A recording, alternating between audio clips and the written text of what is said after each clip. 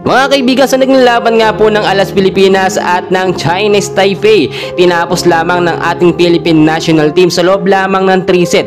And very obvious, ang lakas din po ng first 6 lineup ngayon ng Alas Pilipinas natin. Ibang set po ito mga kaibigan. Faith Nisperos, Bunny Gandler, Eya Laure, Gia Morado, Thea Gagate at Cherry Ninog. Wala po dito si Cicero Rondina mga kaibigan, but no problem po yan.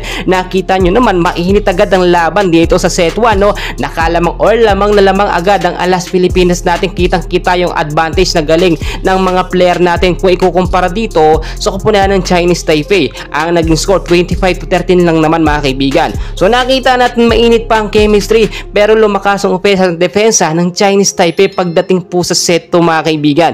Dito naibaba po sa 4 ng Chinese Taipei ang kalamangan. Sa Alas Pilipinas nagtapos sa 25-21. Nakita nyo mga kaibigan, kahit minsan lang magkakasama.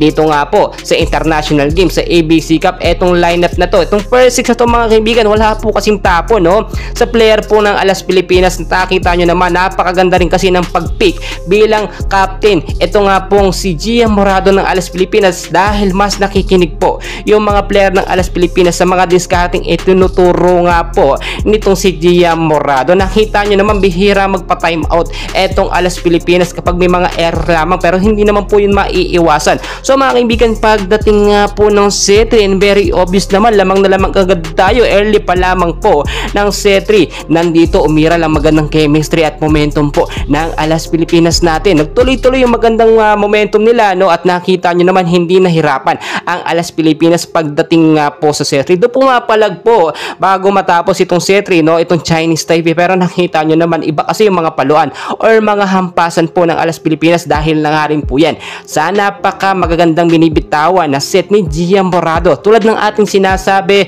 ang setter pong isa sa main reason kaya nagpapanalo o nananalo ang Alas Pilipinas natin at si Gia Morado nga po yun mga kaibigan, no?